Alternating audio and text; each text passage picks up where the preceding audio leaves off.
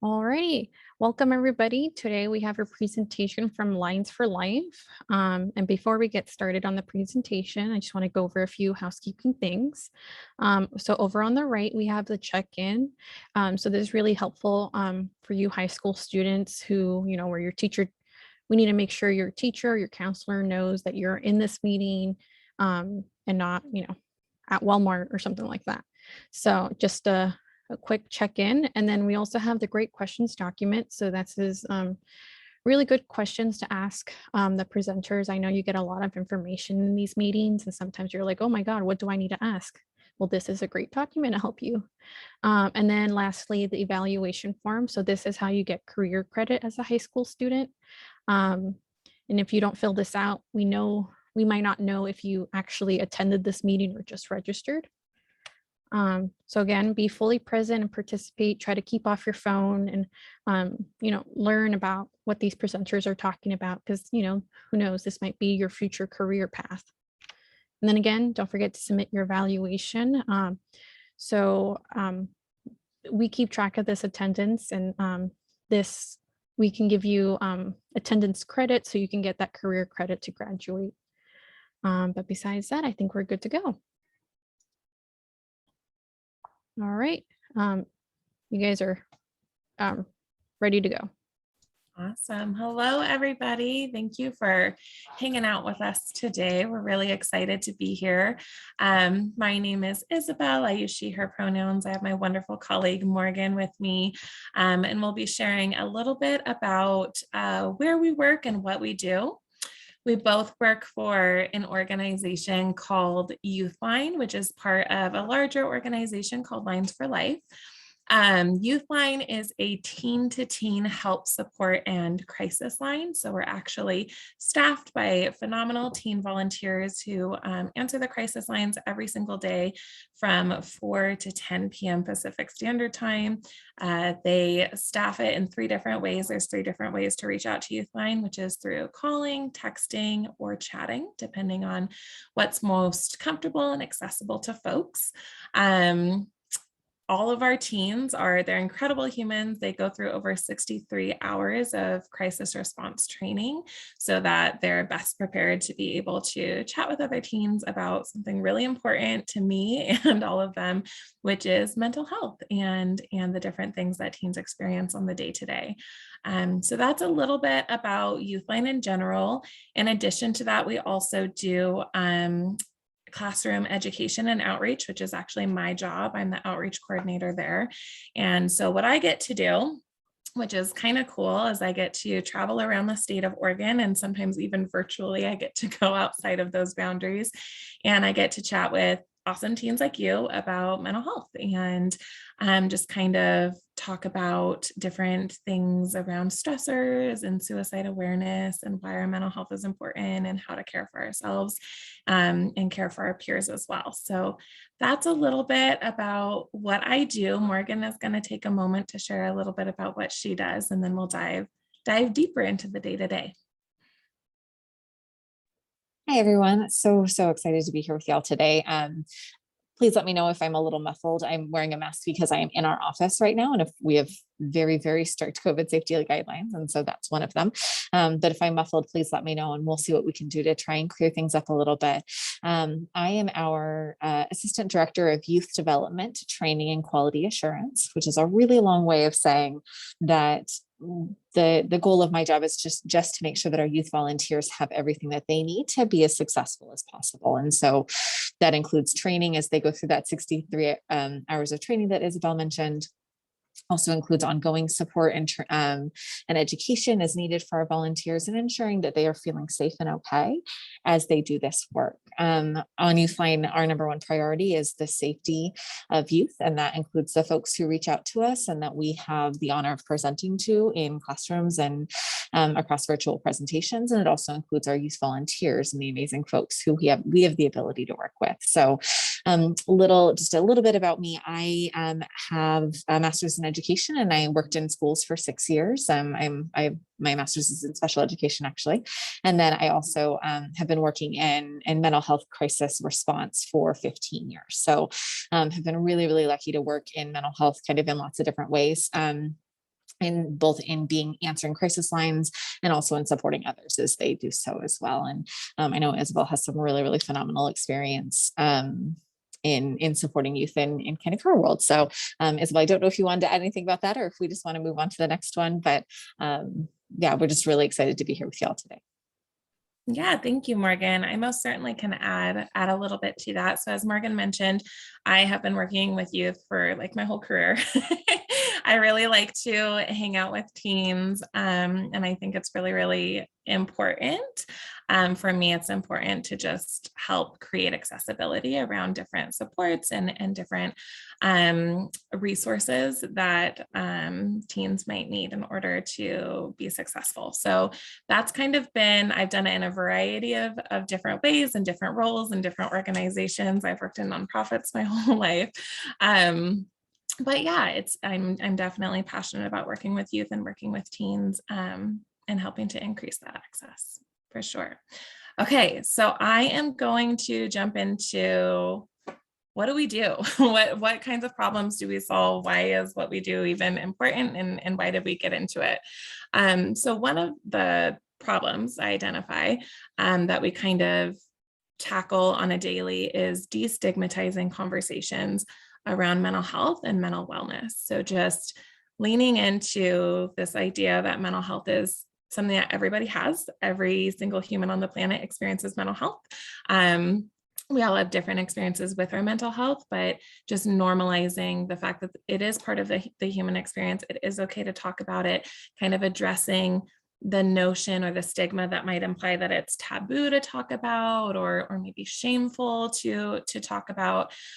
So part of my job is kind of challenging that stigma and normalizing those conversations around our mental health and all of the different experiences we have in relation to our mental health. The other piece is normalizing that help-seeking behavior. So I know in my world, it was really, really hard to seek help and to not feel less than or weak or embarrassed or broken or all of these different things around reaching out for help and support. And so through my role, I get to kind of normalize that help-seeking behavior, and also beyond my role, the teens that we have on the lines, just by having teens staff our lines, that also helps to normalize that help-seeking behavior. And also this idea that mental health is something that teens can and should talk about, and that they're perfectly capable of talking about it too. Because sometimes it's easy for like a teacher, a counselor, or somebody in my role to be like, yeah, let's talk about mental health. But there's a lot of value to what teens have to say as well. So I think it's really important to lean into that. And also just challenging that notion again, what I was speaking to around it's shameful or you're broken or somehow we have like less capacity than the next person. We have less strength than the next person. And that's why we need help. And that's absolutely not true. It takes a lot of strength and a lot of bravery and a lot of just intuition to be able to reach out for help and support. So part of my role when I do these talks about mental health with different teens in Oregon is just reassuring and affirming that fact that seeking help is absolutely strong and brave and courageous and amazing. And obviously we all have very different experiences when we do reach out for help, and we'll talk about that in a little bit. The other piece of that is just normalizing that what teens have to say is valid and that it matters and that it's important. And so just taking some of that ageism that can happen in mental health spaces and really affirm the fact that teens are experiencing very real things and do deserve support through what they're experiencing. And then also another part of my role is sharing resources with teens and also beyond teens. So I get to do workshops with phenomenal teens such as yourself in different classrooms and different learning spaces. But I also get to do workshops with folks like teachers and counselors and caregivers and guardians and parents and healthcare providers. And right now I'm doing stuff with coaches to figure out how to best support student athletes and talk about mental health in those spaces. So that's another piece of it too, is just not just normalizing the conversation, but also giving tangible support and resources to follow up those conversations and best support people who are our primary roles in youth lives. All right, Morgan.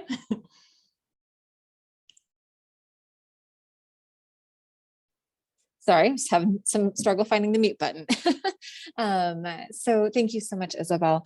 I think absolutely the work that Isabel does is invaluable. I think in being able to start conversations and really helping youth to be able to talk about these things that are so, so important. My kind of the problems or the side of the work that I have the privilege of doing is working with our teen volunteers to feel prepared to do this work. A lot of the volunteers who choose to come and work with us are already the helpers in their communities. They're already the ones that their friends all go to. They're the people who either by choice step into those helping roles or are being asked to step into those helping roles because of the skills and natural compassion and care that they have and desire to help others. And our hope is that we are able to support our volunteers in kind of giving some framework or some training around kind of that natural, wonderful, amazing skill that they have. And so we look at supporting our youth volunteers and how do we have these conversations in really safe ways, or as safe as we can when we're talking about mental health and wellness and folks who are in really rough spaces. What are those things that come up kind of for us as we're helping others? What are our own biases? What are our own beliefs? What are some of our own prejudices, right, that we need to move through to be sure that we can help the folks who reach out to us on the lines.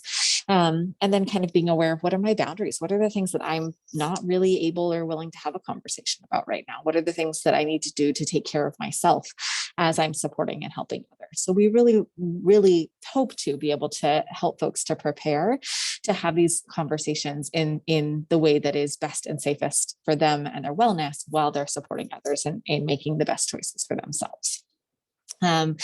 We also look at helping our young folks to kind of just learn some maybe skills or tools to be able to best support folks in crisis. So what are the things that really help someone who's in that space? What is something that can help someone to de-escalate or really know that they are being validated and heard in a situation? And what are things that might make that a little bit harder, right? And so working to help our young folks to connect with their own, again, innate ability and have some skills to be able to ensure that the folks who are reaching out to us, the folks that we're connecting with in classrooms, really know that they're being heard and in their situations and spaces. We also, and I kind of mentioned this already, but so important, so I'm going to mention it a second time, really help our youth to connect with their own wellness and awareness around, like, when are the times when we're not maybe in the right space to be helpers for others, one of those times where we need help ourselves. And so being aware of what do I need to know as I'm doing this work to take care of me? What are the things that I'm willing to do and not willing to do? When do I need to set some boundaries and say, hey, this is not the day for me to do this work? And what are the ways in which we can take care of ourselves across the board, whether I'm doing great and awesome. And so the thing I do for self-care is a bubble bath and having a couple pieces of chocolate. And when does my self-care look more like saying no to things and taking time for myself or reaching out to maybe a mental health professional or a trusted adult? And so we really work hard kind of across the board, not only in helping our young folks to be able to connect with others who are in crisis, but also to make sure that they're taking themselves and staying as healthy and well in the spaces that they're in. And so that is a big part of my role is not only the training piece, but also the ongoing support piece as much as I can be. And there is the reality that what our youth bring just in walking through these doors is more than I could ever teach ever, right? Because it is the care, it is the compassion, it is because they are other youth who have a desire to support people that makes them just a phenomenal crisis intervention specialists that they are. So yeah, that's a little bit of what I do. And what I would love to do right now is to take you on a quick tour of our office, just so you have a chance to kind of see, because I think that's something that comes up often is a question of well, how do you do this? We have been lucky enough to be able to remain in person throughout the pandemic. It's been obviously a little bit of an adventure as we're making sure that our folks are as safe as possible. But for us, the support of our youth volunteers is paramount. And so we weren't in a space where we felt that it was best for them to be doing this remotely. And we did want to keep the peer-to-peer connection. And so we had very strict guidelines following both the World Health Organization and CDC to be able to stay in office and support. So our office has changed several times throughout the pandemic, having barriers, and then we've removed the barriers and spacing and all sorts of stuff. But I would love to show you a little bit of what it looks like, because sometimes folks have an idea of it looking like like cubicles, and we do our best to keep the space as youth friendly as humanly possible. So if you give me just 1 minute, I'm going to turn around my camera. All right. So this is our space, and you'll see that there are stations kind of all along the window walls where youth volunteers are able to do their awesome, amazing work. And then we have our 2 supervisor stations right here. And those stations are for our supervisors. All of our youth are supported and mentored by master's level clinicians the full time that they are in the office. So they're never in here alone. And we do our best to have a little bit of fun. So you may notice that there is a big Jenga set right here that both lets us do a little bit of play. And then we're also able to, they're like questions on these that we're able to use as kind of a get to know you thing. So all of these have questions, and when you pull a block, then you get to answer the question. And we do that on downtimes during shift. So as again, our youth liners are always supported by our master's level clinicians. We are here both to support them in the moment and also have a little bit of fun and community building. Got kind of a comfy space to sit in case someone's needing a minute to take a break. We also have a significant amount of snacks because we want to make sure that our amazing volunteers are taken care of as they do their work. So I'm going to go, and that's my office. I'm going to go ahead and go back in, but just wanted to let you know a little bit about what it looks like in our space. I'm happy to answer any questions about like what a typical shift would look like, if that's something that would be helpful for folks. But if that's not something we have right now, then I would love to hand it over to Isabel to talk a little bit about kind of what helps us to fit well in this profession. Yeah, absolutely. So before I jump into that, I did see in the chat, somebody was asking about how to volunteer. I did put it in the chat, but anyone interested in that information, you just text ORVOL, ORVOL to 85511. So let us know if you have questions about that. And then, yeah, I'm going to jump into like, why are we good people and our roles are hopefully good people in our roles. For me, a lot of what's brought me to this role and other roles that I've had in my career that kind of led to this one is primarily based on my lived experience. So as a fat, queer, white, and Vietnamese woman, I very much have had an interesting experience, a lot of privilege as well, but an interesting experience with my mental health through my growing up, through my teen years, and actually wasn't diagnosed with, I have clinical depression and anxiety, and didn't get a diagnosis until I was an adult. So a lot of what informs my passion for this work and a lot of what informs my conversations with the teens that I interact with is that lived experience, and also this absolute strong belief that we deserve care and support way before that. We deserve to have spaces to be able to talk about what's going on for us, how we're experiencing the world, how we're experiencing mental health, how we might experience mental illness in association with our mental health way before, like for me, I was 25. So just really passionate about being able to open those conversations up for teens. I know there are people who go their whole lives who never are able to get that diagnosis or who never seek out that support and care. And there's so many reasons for that. But for me, the reason that I'm passionate about the work that I do, it's because I remember being that teen, and I definitely think that we deserve we deserve to have those conversations and to have safe adults in our lives to be able to have those conversations with. And to not have it all on us to figure out our own coping mechanisms and our own survival tactics to be able to navigate the world. The other piece that brought me into this role is just my absolute passion for community care.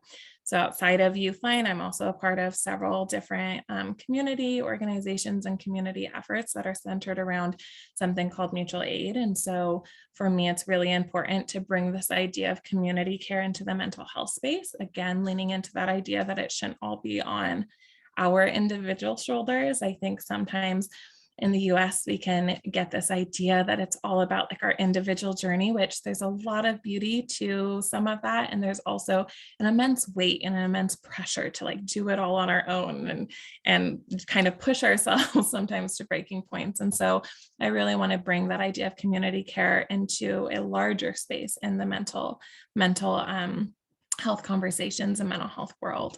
And then I'm also incredibly passionate about addressing power dynamics at play.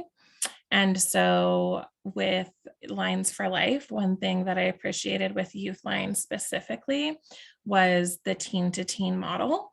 I mean, we could have a whole giant conversation around power dynamics, and I think absolutely we should. But for today, what we'll focus on is with that teen to teen model, one power dynamic that it is able to address kind of pretty immediately is something that everybody has pretty much experienced at one point or another in their life, and that's ageism. So just this idea that like, I'm sure we've all had some sort of experience with adults where it's kind of like my way, my rules. There's a little bit of a hierarchy. There can be this idea of respecting your elders and things like that. And that can be beneficial in some spaces. And also it can lead to dismissal, and it can lead to youth experiences getting looked over or not taken seriously. And when we're talking about mental health and we're talking about mental wellness, I think it's absolutely important that we address some of those power dynamics. So just by having teens and being able to like work in this space, when I go out into classrooms, I have teens with me. They get to have conversations with the other teens in the classroom. And I think by having that, by stripping away a little tiny bit, chipping away that little tiny bit around power dynamics, it can help people to feel more able to be vulnerable in certain spaces, more able to express themselves freely. They don't have to edit what they're saying. They don't have to speak in a way that's going to be understood by the adult in front of them. They're able to just kind of chat with a peer. And again, we all come with our different identities and our different cultural backgrounds and our different lived experiences, and that definitely plays into that. But at the bare minimum, at the base level, having that teen to teen addresses that power dynamic, which is something I'm a really big fan of. What I like the least about the role was one of the questions, and it leans into a little bit of what I was sharing about myself. So just by being a person who holds some historically marginalized identities, it can be really, really exhausting sometimes to work in the mental health space. It can be really disheartening to have to explain certain things to the people around me. It can be really hard to kind of feel like you have to, in some spaces, like hold up that conversation or kind of hold people's hands towards like something that feels obvious to me, or something that feels like having to explain why something is more important based on my identity or based on my culture to somebody who hasn't had that lived experience gets it gets at you. It can make you feel really tired. So I think in those times, that's probably my least favorite time. Mental health spaces are traditionally very white and very cis-led, and we're now starting to have conversations around that, but just in general, when you're in the mental health world, that's something that you come up against. So that can be a challenge. And again, acknowledging I have a ton of privilege in a lot of areas. So that's just speaking for like the small ways that impacts me, and it impacts other folks who hold other identities much, much more than myself. So holding space for that too, as we have this conversation. But also leading into what I like the most about this role plays off of that, like because of my experience and because of my own kind of journey towards seeking support for my mental health and managing my mental health in my own life, I also am able to offer a specific lens into why we need to increase access for folks. I'm able to see some things that maybe other people might miss. And I'm able to bring up challenging conversations and push towards certain policies to kind of widen that access and open those doors in ways that other people may not have the knowledge around or the understanding or the experience around and be able to do in the same way.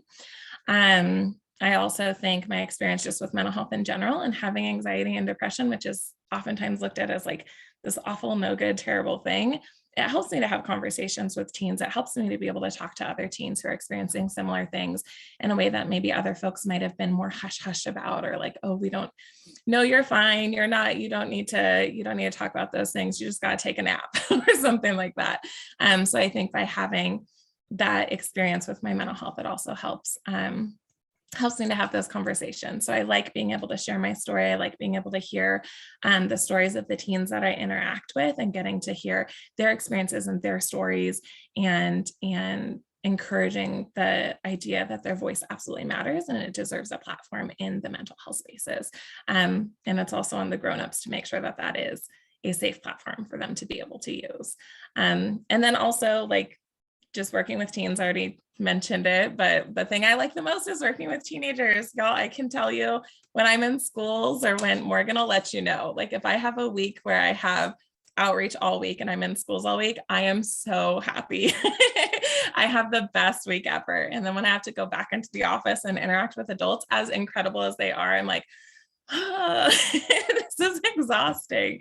So I really do enjoy working with youth. Again, it's something I've done in different capacities my entire career, and I'm really, really passionate about that. And it all leads back to just the belief that we deserve support and care a lot earlier than 25, and for some people much longer than that. Okay, Morgan, do you want to share a little bit about yours? Absolutely. Thank you so much, Isabel. So I think one of the things that did bring me into this role similarly is lived experience. So under the anxiety umbrella, I have several diagnoses, and those are things that I got those diagnoses when I was in my 30s. And so I think that is something, even though that I've experienced those symptoms much earlier in life, it was something that I didn't know how to talk about. I didn't know who to connect with, didn't think I could because of, just different beliefs that I think were held around mental health in spaces that I was in. And again, I hold a lot of privilege in the spaces I am. And there were some challenges around stigma and being able to ask for help and have those conversations. And so when I originally started into crisis work, that was a big piece of it, was wanting to be able to connect with spaces where folks could have conversations, could learn about their mental health, could talk about mental health much earlier than I felt I was able to. I also have an extreme passion for working with youth. As a teacher, I worked with high school students and was so thrilled when I was able to join the Youth Line 9 years ago because I absolutely, with everything in my heart and soul, believe in the power of youth voice and how important it is to have that voice in spaces where it is not included very often right now. And also the power of youth to youth connection, because research tells us, and I think, right, that having connection with trusted adults is such an important part of our lives and development as young folks.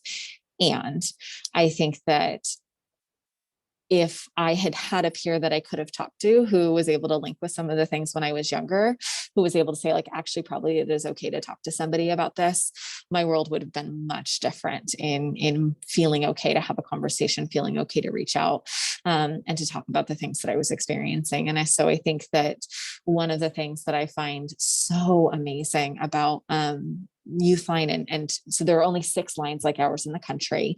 But the ability of peer-to-peer lines is that for some folks, they are okay talking to the adults in their world. For some folks, they have somebody they can reach out to and ask that question of. And for some folks, they don't have anybody and they don't feel safe having a conversation maybe with their peers in their world, or don't know how to start those conversations. And Youthline is a space where you can not only talk to somebody who can relate to what you do, or relate to the experience of what it's like to be a teenager in 2021, but also has some training and can connect you hopefully with some resources. And so it opens doors and creates access in spaces that that I think are just really, really important.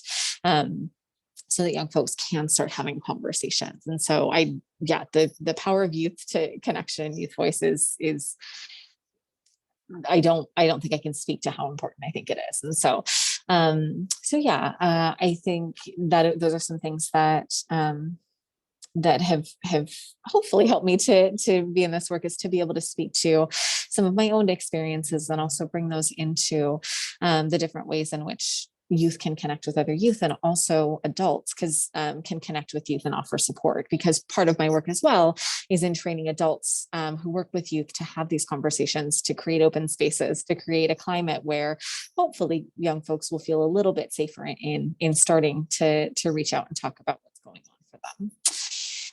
I think as part of this work as a whole, and in crisis work, and this is something I think I've experienced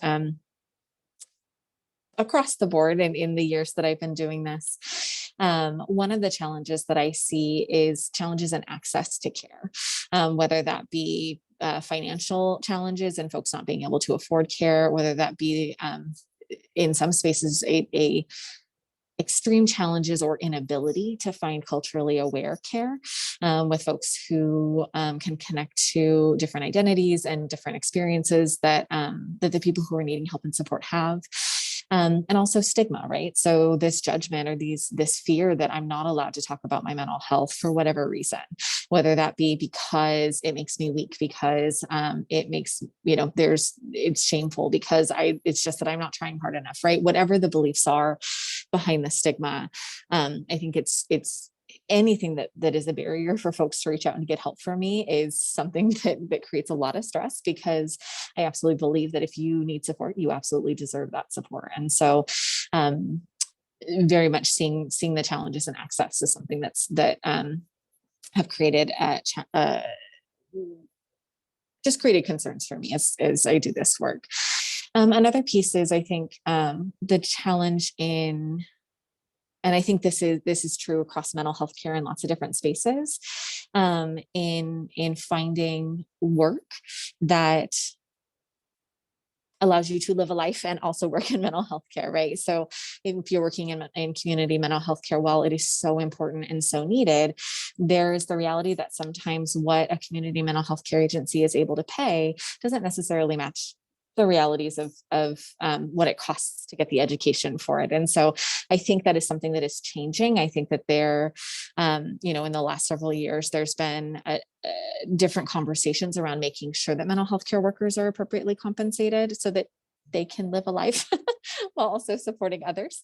And I think that there's still room to grow. And so I think that a challenge for me is that can be that working within mental health care sometimes is really hard for folks who don't have financial support in other spaces.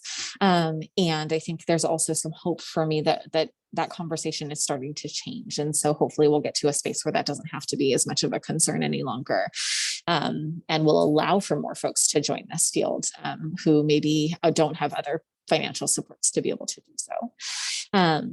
And so that's a little bit of hope. I think another space where I find just a phenomenal amount of hope, and it is what I love most about this work, is the youth that I have the absolute privilege of working with every day who volunteer with us, and the youth that I have the absolute privilege of hearing their stories, and the youth who choose to reach out to us. Brings me hope that we are changing the conversation around mental health. It takes so much strength and courage to reach out to our lines. It takes so much compassion and bravery to answer our lines, right?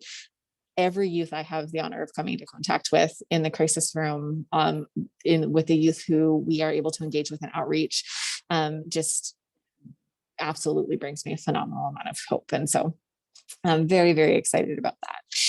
And I think that with all the youth who are connecting with us, either as volunteers or in classrooms, or, you having conversation, just being a part of this conversation today, right? You change the conversation around mental health for yourself, for your peers, for the adults who know you. It is so impactful and so powerful. And it's something that just really, really speaks to me in multiple different ways. So obviously I'm a little bit passionate about it. Yeah, so I think that those are the things that I like the most about this work. And we'll talk a little bit more when we talk about kind of what are the changes we see happening in our work and in our industry next. So Isabel, do you want to start off with kind of the things you're noticing? Yeah, definitely. That was beautifully put, Morgan. And I love that you touched on all of those different elements that definitely impact and inform the way in which we do our work and also how we show up in our work. So yeah, talking a little bit about the industry and where it's headed. Morgan and I had like quite the conversation around this because we're like, where do we even start?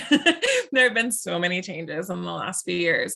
The biggest one that I've noticed is just the conversation around mental health, like how it's talked about, how it's treated when we talk about it, it's changing.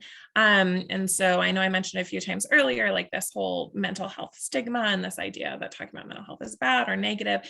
And we definitely see that stigma being challenged in really, really big ways. There's been huge pushes and a lot of folks advocating for mental health care and our understanding of mental health care expanding.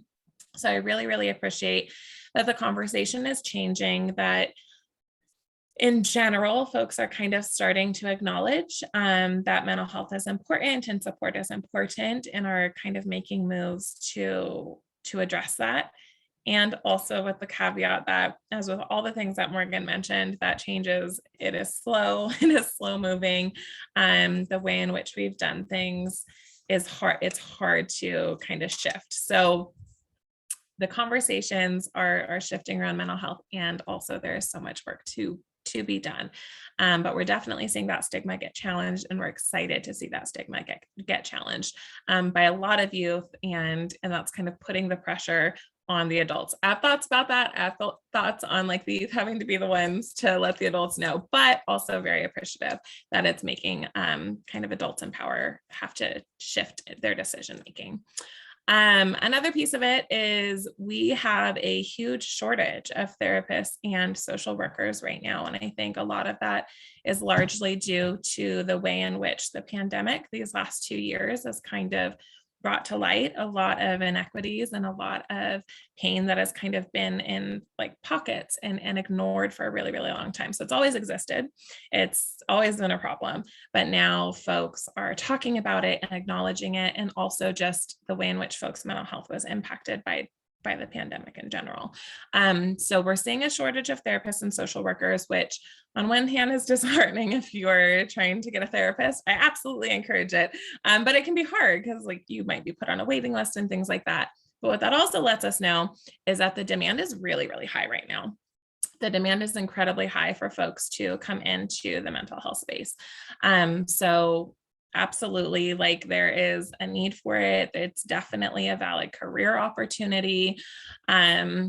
It's something that is necessary and valuable and needed for our community. So that's just something to keep in mind. If helping others in this way sounds intriguing, there's definitely a need for it. Or like neither Morgan or I are actually the folks like in a therapy office with people, but we are part of that mental health space in a very different way. So there's a lot of different career paths within mental health spaces that don't just mean becoming a therapist. There's a lot of different opportunities.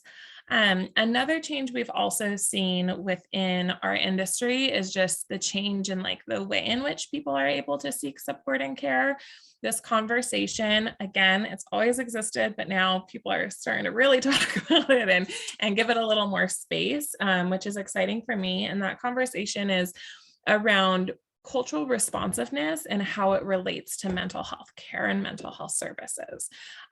So there have actually been changes in terms of how we prioritize the importance of having different factors at play that can help individuals to feel more secure or feel again like they're able to be vulnerable in some of those spaces when they're talking through their different things. So we've had a push for more BIPOC doctors and therapists and caregivers and school counselors and things like that. We also have a lot of discussions around how ableism has played a part in the mental health care world. And so there's a lot of conversations around getting more services around, like, for instance, having a deaf therapist available for folks who are deaf, because that is a complete, like, it's a whole different experience in the world.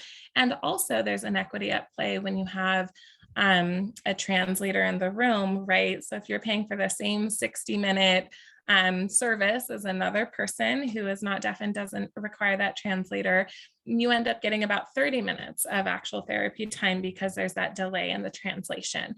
And that applies to a lot of various different translations. So there's a lot of discussion around the importance of having representation in our mental health care world and with our mental health care workers and what that looks like. And like Morgan mentioned earlier, what that looks like in terms of pay and livable wages and things like that. How do we pay for lived experience? So that's a really, really important conversation that's come up. I'm excited. I was telling Morgan, it was so ridiculous, but when I first got our healthcare package through our job, like, my instinct is to, like, scroll through and find somebody with a Vietnamese last name, which, like, whatever. But for me, it was really exciting to see that you could, like, pull up, like, folks who specialize in certain things. That made it much easier for me to find somebody that I felt safe and secure being able to interact with and being able to seek care for my different health needs. So I think the fact that, like, we've started to implement those things, we've started to put things in place to make it a little easier for folks to access care is phenomenal. And there's also a lot more organizations, I will say not nearly enough. That's forever going to be my thought. There's not nearly enough, but there's a lot of organizations that are specialized to be able to meet folks of different backgrounds, cultures, identities. One of my favorites, as an example for this in the mental healthcare world, is the Trevor Project, who does, like, phenomenal work with queer youth and being able to address, like, mental health needs specifically with queer individuals and queer teens. So I think it's really cool to see those organizations being given a little bit more of support and platform than historically has been true. And again, like, it's not enough, but those are some things I've seen where, like, we're getting there, we're seeing it, and we're starting to make some changes, which are important.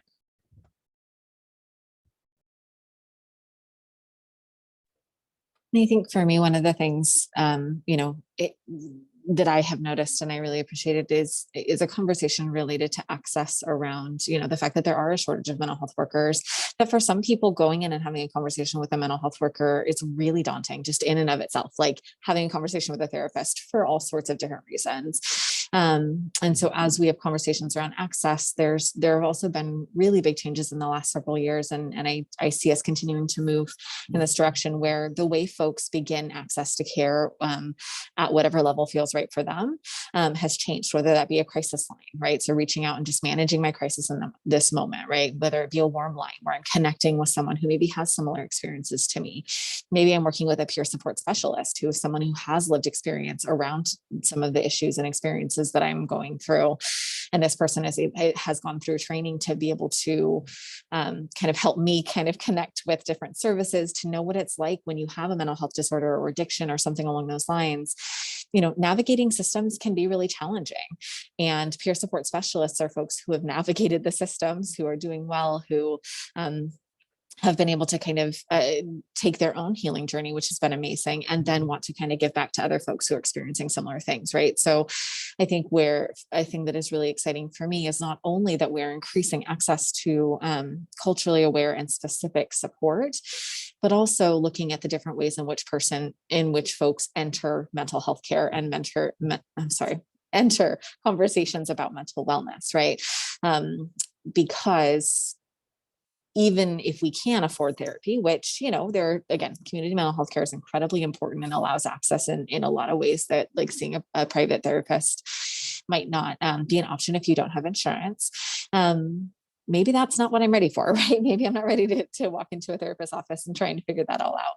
And so being able to say, okay, well, this feels a little bit safer for me, or I guess I could start here, right? So it allows us to open the door without feeling like we have to run through it as fast as we can, which can help folks to make those connections so that they maybe do feel safe enough one day to get to a space of talking to a mental health professional, or maybe they're able to manage their challenges in the moment, right? And not needing to go into that extra level of care, which goes back to, I think, a link of like what for me makes youth lines so exciting and other care lines like ours. Trevor, I think, is another one, is being able to connect with folks who allow for the beginning of that conversation to feel a little bit less daunting and a little less scary, right? As we start to have this conversation that takes so much bravery to have anyway.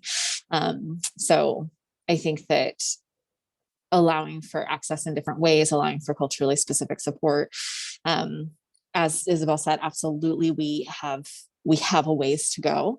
My guess is we will probably never be at a place where we're perfect, but or I guess and is maybe a better thing to say. And we are having conversations in different ways, and there is movement I that I have seen in what I hope is the right direction for folks to be able to access care.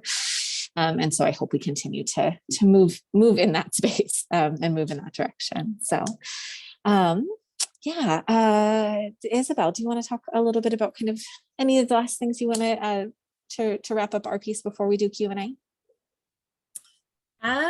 Yeah, I think I'm so excited because I see lots of questions in the chat, and that makes me really excited. So if anyone else has any other questions, feel free to use this time to put them in the chat, where we can have an open discussion in a minute. The biggest thing, just talking about like the best pieces of our jobs and some of the struggles of our jobs. And I know we've talked a lot about like the challenges of being in mental health care spaces, and also why it's important to have these conversations. One thing we really wanted to like lean into and make sure we touched on was also just the importance of holding space for your rest and holding space for your joy. And obviously, you know, finding a job where, you know, it works for you and it supports you, I think is really important, but also just making sure that you make space for rest and for joy and really are able to advocate for yourselves, and hopefully other people are advocating for you too. But with our work, like Morgan mentioned earlier, with our teens who come to volunteer with us, they're usually the helpers in their own worlds, right? They're the ones who kind of jump in and are there to support, and they're the ones that their friends go to, and that's the same for our staff. And so when you are surrounded by a bunch of helpers, it's a really amazing thing. And also, it can be hard to set those boundaries. It can be hard to not feel guilt in saying no. It can be hard to clock off for the day. It can be hard to take a day off. It can be hard to make a decision to do something that brings you joy instead of working that extra day or doing that extra thing or jumping in on that extra project or whatever it is, because we're wired a little bit to be those helpers. And there's a lot of reasons we're wired that way, but we'll save that for another discussion. But yeah, just really emphasizing whatever career, whether it's something to do with mental health, whether it's something to do with a medical career or something beyond that, just really leaning into the importance of holding space for yourself and holding space for what you need and what your body needs, and allowing room for that joy. And I think, yeah, finding those moments of joy, it oftentimes is resistance in a lot of these spaces. So yeah, that's all I wanted to say on that. Take care of yourselves, y'all. And that was also my self-care, and taking care of ourselves in whatever we need to. And no matter what field you do end up going into, right? I think absolutely, if you go into a helping field around mental health or physical health or first responders or whatever it happens to be, right? Any of these fields, taking care of ourselves is so, so, so intensely important. And even if that is not where you end up going, if you decide IT is your vibe, awesome, so good. And you still need to take care of yourself, right? I think that being able to have conversations around self-care, around what our own boundaries are, around finding our joy, as Isabel so beautifully stated, right, is so, so important. And in making sure that we are prioritizing ourselves as we step into this world and do whatever we end up doing, I think is really, really important. And prioritizing ourselves when we are natural helpers can sometimes be a bit of a challenge, and yet is vital in being able to do this work. And that's why we work so hard to help our young folks connect with it. And also as, staff, we work to kind of help our other staff members also remember that, taking time for ourselves and setting boundaries is an okay thing. Because I think that's something that isn't talked about enough, and it's so, so, so important. So so I think that's it for us, except for we would love to answer your questions. And so just before we answer the questions, I just want to say thank you for listening to us and having Isabel and I here today. So excited to chat with you. And then because I'm on my phone as well, I sadly cannot see any of the questions. So if you wouldn't mind, thank you. I can read them out. The first one I see, and if we miss one, y'all let us know. The first one I see is, what do you wish you knew but didn't when you first contemplated this career? I don't know if you have like a one at the top of your head, Morgan. So it's actually just going to be repeating what I just said, because I think like recognizing boundaries and how important self-care is was not something that I necessarily thought of when I started working in mental health. And, I was very focused on, I want to be able to support others, and I want to be able to help people and to make the healthiest choices without necessarily having a plan for how do I also take care of myself in that space. And so I think that is something that I think would have been phenomenal to have more of a grasp on as I moved into mental health care, is what are the ways that we need to make sure we're taking care of ourselves as we are supporting others in making those choices for themselves. So yeah. Yeah, I think mine is probably pretty similar, like boundaries. If I had it on a t-shirt, I'd wear it every day. Yeah, I think boundaries are huge. I think for me, one thing I wasn't really aware of, like, how to identify going into this role. Cause like right at 18, I was like out the gate, excited to do the work. And I didn't quite know how to recognize coded language. And so like when people say things, sometimes they're saying more than what they're saying.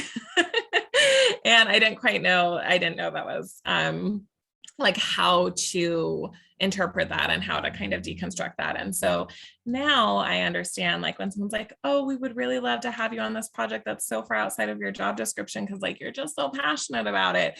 I now realize that they're roping me into free labor, So I think just being able to interpret things around like how to hold up your boundaries in the workspace and how to stay true to, again, what Morgan was talking about around self-care is something I wish I knew a lot younger, because burnout is real.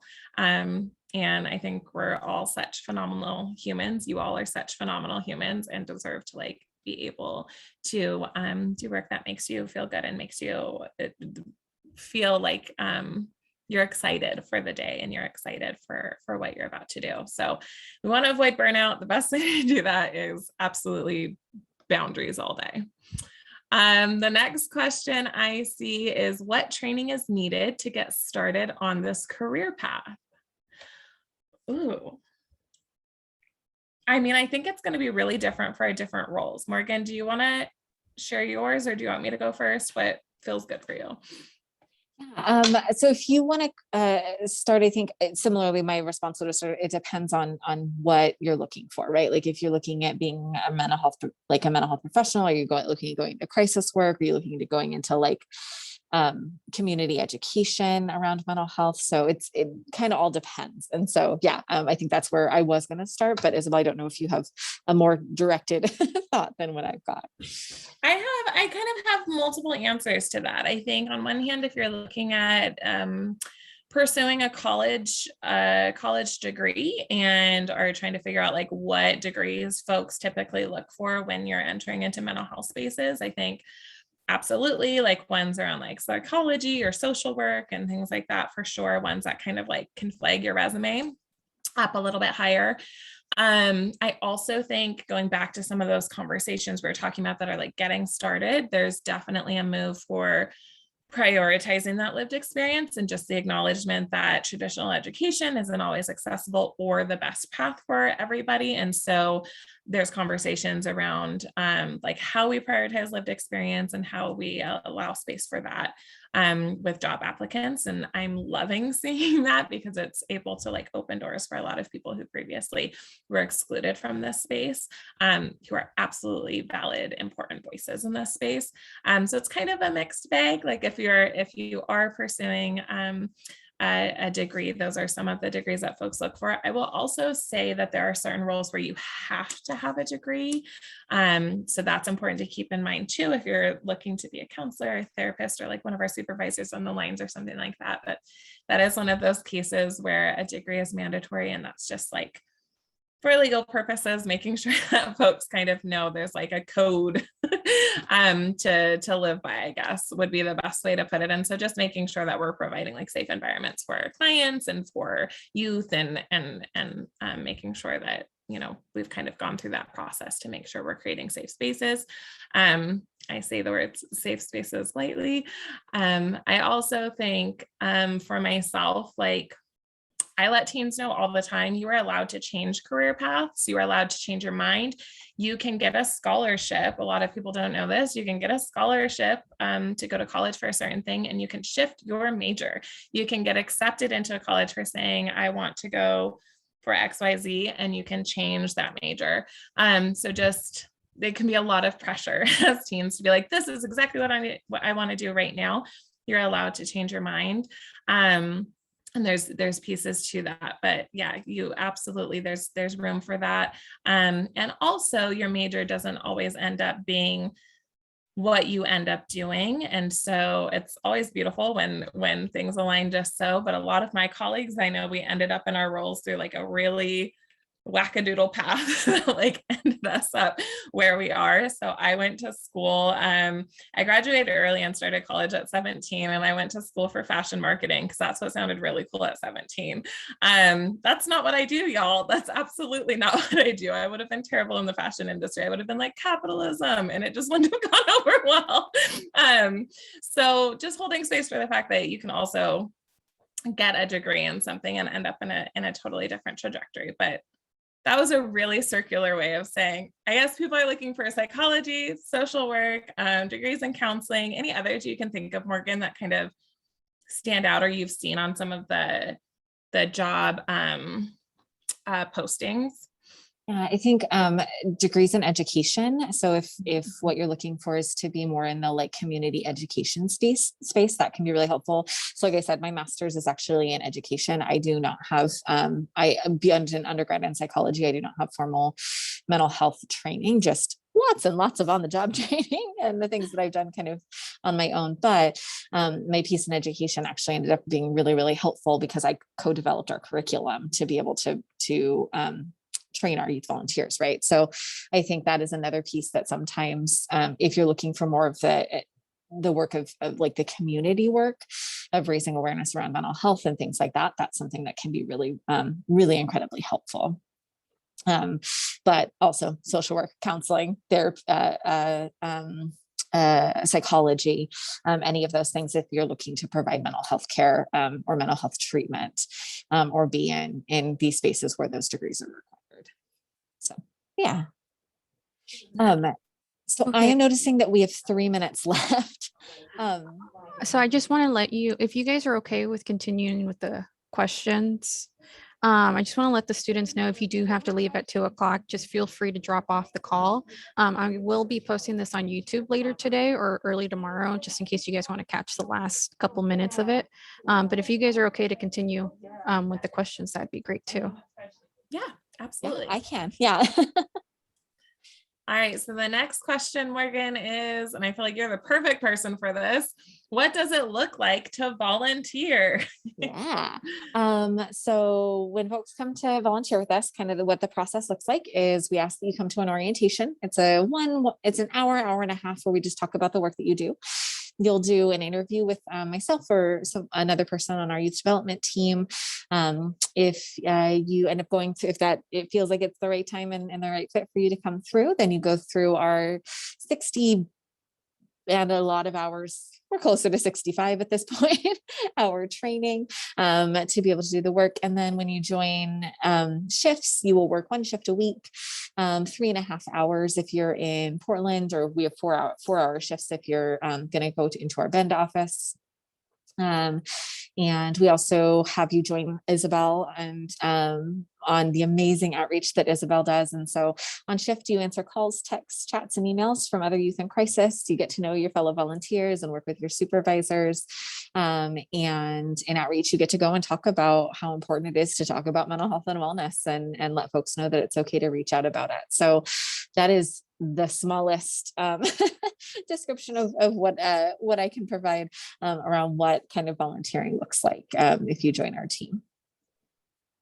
Yeah, absolutely. Some other things our teen volunteers do as well is they advocate for mental health in like other spaces, like maybe through like blog posts, or some of them have done like guest spots on different podcasts and things like that. So it's really cool to watch like volunteers from like the beginning of their 65-hour training and then the end of their 65-hour training, where they're like, bam, we're ready to start these conversations. The next question is, what does an everyday look like in your profession?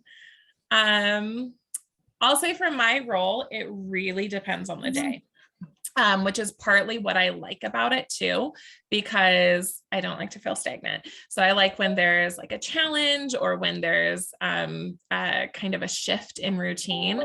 I'm somebody who kind of thrives in those environments. So some days, like I mentioned, like I could have an entire week where I am in schools, start of the day to the end of the day, doing multiple presentations for the week. Other days I am pushing emails all day long, y'all. Like all I do is send people emails. A lot of my days is doing relationship building with different folks in the community and different partners that we have in the community. So just doing meetings, whether it's virtual or like in the olden days in person, but just chatting and doing that relationship building and sharing what you find is, but also just figuring out like how we can best support and kind of build up that rapport with the community, which is something that's really, really important to me. And then the other really awesome part of my job is when I get to interact with our youth. So it'll be scheduling them for different outreach events, checking in on them, seeing where their capacity is at, and also just like sending each other ridiculous memes and things like that to get us through the day. And then I guess the final piece of what I do in a day-to-day is our social media content management, which also is very youth-led. They pretty much give me what to put on there. But that's a big part of my day, is doing on the outside of social media, you see this like pretty grid, and on the inside, we have to use like all these different tools to get scheduled posts up and all of that different things. So that's my day-to-day. I'm sure there's more there, but Morgan, do you want to share a little bit about your role? And I'm almost scared to ask because you do so much, but what does your day-to-day look like?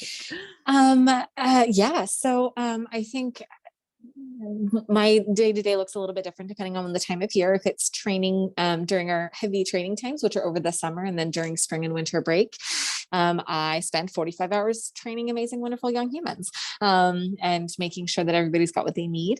And when it's not during training time, I offer emotional support to our youth volunteers. I offer clinical feedback to our staff, either on the clinical team or on an outreach kind of in the spaces that I can. I also work with kind of our youth development and making sure we have teens on shift. And if our teens need any extra help or support or training in any specific way, that I'm able to step in there. Lots of emails is also part of my work in responding to folks who are curious about the work that we do, or have questions about, what youth line is, or, how to offer lessons in their classroom, or how do we talk about youth line in different spaces. And so I spend a lot of time kind of doing whatever is needed of me. And so I'm very, very lucky in that I have the ability to really be part of and support in different ways each of the different portions of our program, as well as work with our amazing youth volunteers in more of a direct way. I'm actually very excited. I'm going out to a high school with Isabel tomorrow, and I haven't been in a high school classroom doing outreach in, oh gosh, probably a year before the pandemic. And so I'm very, very excited to get back into that. And so, so yeah, my day-to-day looks, very different depending on kind of the needs of the program and where I can step into support. So. Awesome. All right. The next question is, are there multiple offices or just one? Morgan, do you want me to take that one? Yes, sorry. I was like, I saw you like reaching for the unmute and I wasn't sure. Me and the mute button are having a minute. So we have 2 offices right now in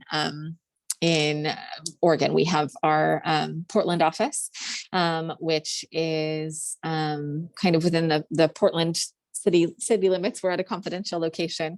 And then we have an office in Bend, also in a confidential location. But right now, those are our only 2 offices where we answer contacts in Oregon. So. Awesome. All right. The next one is, what are some benefits for working in the mental health field? Isabel, do you want to start with that one or do you want me to? Yeah, I feel like probably one of the biggest benefits that I can think of is just the incredible people that we get to work with. The teens who call into the crisis line, the teens that we get to chat with in the classroom, the teens that get to come in and volunteer with us, the incredible staff that I get to interact with every day who are like just so immensely passionate about mental health and about access to services. I think that's probably the best part for me, is just being able to walk into a space and being like, yeah, like we all believe in this and are excited to get to work. So that's a big benefit. That's not something I was accustomed to growing up. So the fact that I get to talk about mental health every single day when I never talked about it is kind of a really cool thing that I think is important to my day-to-day. What about you, Morgan? Yeah, I'm absolutely going to echo everything that you just said, because 100%. And I also think a piece in working with the mental health within the mental health field that I've actually really missed, not working on the crisis lines as often, is being able to hear just the phenomenal amount of strength and courage that our contacts have, and being able to be, the sidekick in their story, right? That they are the superheroes of making the choices to take care of themselves and to be safe and as well as they can. And I think that for me, it is just so, it is just such an honor and so humbling to be able to be in that space with folks and to kind of help them to reconnect sometimes with their own strength and their own resources and just their own amazingness that they are is just, it's an absolute gift. And so I don't get to do it as much anymore because I'm not on the lines, but that is something that I think was a huge part of keeping me in this work for as long as I have, aside from the amazing humans that I'm so lucky to work with. It was always such a wonderful experience to be able to support somebody who had the courage to reach out to a crisis line, had the strength to have those conversations with us, and to be able to make the decisions to help themselves stay safe and well. So, yeah. Absolutely. Okay. How old do you have to be to volunteer work with Youthline? 15. 15 years old. Yeah, 15 to 20 are for our main volunteer positions is our age range. Awesome. Okay. Can volunteering lead to a paid job in the future? Morgan, I feel like you have probably the best insight into this. So ish is the answer. And the reason why I say ish is because for a lot of our positions on Youthline, a degree is required. So we do have several folks who were youth volunteers, went and got their degree and then came back and worked with us. And that was amazing and wonderful. And they were able to bring so much perspective because they had held so many different roles. But coming on as a volunteer does not necessarily mean that that we would be able to immediately push you into a space of employment here, unfortunately, just because of the requirements of many of the roles. Yeah. I think the only thing I would add on to that is one thing we have seen, which is not talking about like having a paid role on Youthline. But having the youth line crisis work on college applications, and also as like they apply for internships and stuff like that as part of that college experience, that's definitely something that our previous volunteers have like shared with me and shared with Morgan as they've come back, is like, that was really, really helpful to stand out a little bit, because it's not a like traditional volunteer opportunity, which is kind of cool. Okay, I lost my spot in the chat. Give me just a minute. Do you have to work virtually, or is there in-person work as well? Yeah, mixed answer. Okay, so for our volunteers, it's all in person. For our staff, we're kind of in like this weird, we don't know what's happening space. So I work virtually when I'm doing a lot of my like admin work is what I call it. So when I'm doing like a lot of those email days, or if I have a lot of Zoom meetings, it's just easier for me to hop on from home and have that flexibility and be able to like maybe do laundry before a Zoom meeting or something like that. So that's something that Lines for Life has definitely acknowledged and is helping to support with the staff. There's also, you know, different COVID precautions and stuff in terms of like the office space we have available. And so we'll try and like time it, like who's in the office when. That said, all of my classroom visits, nope, I lied, actually not. Most of my classroom visits are in person right now. Some of them have slowly started to shift to virtual as schools have tightened up their volunteer protocol and stuff based on COVID numbers. So mine is kind of, it's a hybrid right now for my work. And then I will say, like, there is a piece of it where just getting to see your coworkers in person is a little bit different. Our trainings are in person. So when I do an outreach training with Morgan, we're in person for that. But yeah, it's kind of, for me, it's a mix. Some days I'm out in the community or I'm in the office, and a lot of days I'm home doing Zoom calls and emails. But as Isabel mentioned, all of our volunteering when you're working on the crisis lines is in person. And when we go out into the classrooms in person, that would be something that would be in person as well. The only thing youth might do remotely is if we're doing like a virtual lesson, or if like we're doing a podcast or something along those lines, or a panel where there's no place to go into and we're all doing it from Zoom. So. Awesome. Okay. The next question: what do you do to de-stress or disconnect from helping teens and or adults? I go on a hike and I bake lots of cookies. And I love that you bake lots of cookies. I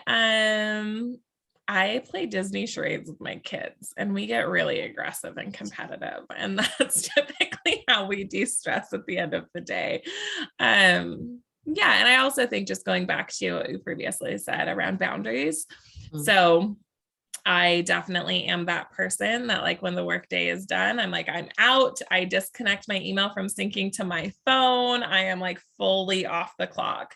And I think that just helps to be able to have that space to recharge, so that I am able to better serve and better support folks when the workday starts up again. Because again, it's easy to get burnout. So just having those boundaries in place, whatever boundaries look like for you, it's going to be really, really different for everybody. But being able to like sit with yourself and ask those hard questions and figure out like what boundaries are needed for you to be able to thrive makes a really big difference in being able to like de-stress, disconnect, stuff like that. Absolutely. All right. The next question, our final question, I believe, is what made you get into this profession? Morgan, do you want to share what made you get into this?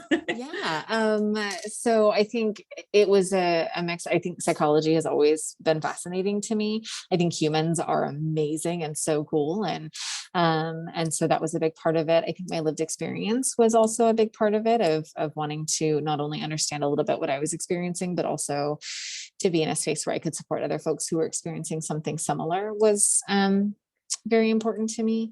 And then I had loved ones who also had some pretty significant struggles. And so the idea of being able to learn how to best support them was also very exciting for me. So it was cool and fascinating. And also, some pieces of my own experience that it was really helpful for, and then wanting to be able to support others, in general, and also, people that I loved who were hurting are all kind of pieces that brought me into this work. Yeah, I think pretty similarly, mine is a lot of it's like rooted in my own experience. As a teen who struggled with my mental health and my undiagnosed mental illness for an extended period of time, I think that definitely has kind of pushed me in this direction and wanting to do this work. And I think also just because I had experiences when I was younger, watching a lot of my family members be mistreated in mental health spaces and not cared for in safe ways. That definitely made me more passionate about making sure that we could have access to like good quality, supportive, trauma-informed mental health services, and wanting to be a part of that conversation and wanting to be a part of that work. So those are definitely things that have led me into this, and I'm grateful that it did. And I'm grateful to get to do the work that I get to do. Okay, we had a couple more questions come in, Morgan. Are you so excited? Are you okay with that? Okay, cool. Yeah. Awesome. Because I love these questions. So I'm really excited. One of them from Yasmin is, do you guys love your job? And my answer is yes. There are days that my job is very exhausting. There are days that my job is very hard. And there is not a day that I don't love what I do. Yeah. So yes. Absolutely. I would say I definitely love my job. There's pieces of my job I love a lot more than other pieces of my job for sure, just like any space. But again, I'm really passionate about the work, and I think that helps to keep us invested and keep us again, like waking up and feeling that excitement towards what we get to do that day. So Absolutely. I feel really grateful that I get to do things like talk about mental health every day. Because there's a lot of jobs, y'all, I can tell you that is not the case. So it's pretty cool that we get to do that. The next question is, how many hours a day do you guys typically work? Oh.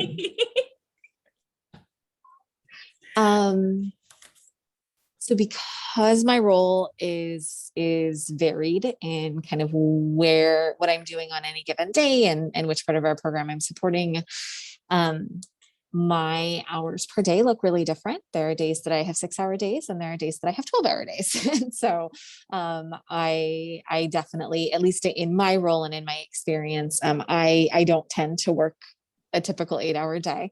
But that is also something that as part of the role is something that I chose to step into, where some other folks are like, nope, that's not my vibe. And that's okay. And I think that goes back to what Isabel was talking about really like sitting with yourself and being like, all right, what are my boundaries? What is okay for me? Is having this varied schedule something that I can do, or is it not? And what do I need to do to take care of myself in this? So. Yeah, I would say pretty similarly. So again, I'm like boundaries. But my days very rarely look like set 9 to 5 type situations. Sometimes like tomorrow when we go out to school, I'm going to wake up at 5 in the morning, and that feels terrible. And so on the days where we maybe work a longer day or have a training on the weekend or something like that, what I try and be really intentional about to respect my boundaries, respect what my body needs, respect what I need to nourish myself, is making sure that I'm using flex time. So if I'm working through the weekend, I'm taking off Monday or Tuesday or something like that. I will say that varies throughout my career. So there have definitely been spaces where I felt like I had to work those extra hours, not necessarily because it was equitable, but because I needed my paycheck to be able to make sure my kids ate, So there's definitely some times where we do what we need to do to be able to survive, unfortunately. But I will say, like, in this current role, I feel really, really lucky that the hours are super flexible. My supervisor is incredibly supportive of me taking that time. So if I work on the weekend, she'll be like, okay, so like, don't send me anything on Monday because you're not supposed to be working. So that makes a huge difference, as well as finding those places where that is supported. Yeah. So hopefully that answered the question. Hopefully. There is another one that says, have you guys ever cried listening to someone sharing how they feel? I don't know that I have ever cried during a conversation. I think there are times that I've had a really emotional reaction after the fact. I think, again, going back to just the amazing amount of strength and courage it takes for someone to tell their story, and not only trust and vulnerability, is just really powerful and impactful. And so there are some times where, I have had a pretty emotional reaction to some of the things that folks have shared. And I think also just again, the honor it is to be able to be in that space with them. But I don't think I ever have during a contact that I can think of anyway. But I think, Yes. oh, sorry. Oh, no, you're good. Go ahead. Oh, I was just going to say, I think that oftentimes, for the folks who do this work, we have a lot of compassion and a lot of empathy. And so, the stories we hear can very much impact us. So, yeah. Yeah, absolutely. I think similarly, I haven't cried like on a call or or when someone is sharing like their personal experience. I tend to compartmentalize, which has, good sides and bad sides. But there have definitely been days when maybe somebody shared something incredibly personal or maybe activating to my own personal story or something like that, where I have learned to have a really, really good support system. And I'm lucky for that, where I can kind of process through things separate from that situation. So be support in that situation. And then I'm also able to have my supports and process through my day in a separate space. And I think that's been incredibly helpful. Obviously in a confidential way. I'm not going to be like, oh my gosh, guess what, this contact with me, or anything like that at all. But just making sure that I have like supportive folks in place, so that when I do need that kind of like moment, it's definitely there. And I think that can be really important, especially when you're in any sort of crisis work. It takes a toll on you. It absolutely takes a physical toll and a mental toll. So you want to make sure that you've got those supportive things in place to be able to show up and do the work, but make sure you're caring for yourself in those spaces too. All right. I think that's the final Thank you. question. Thank you all. Yeah. Thank you for you. hanging out with us, even hanging out with us longer than we were asking you to. We so appreciate that. Yeah, it was an honor to be in this space with you all. Absolutely. Yeah, And I hope go you all ahead. take very good care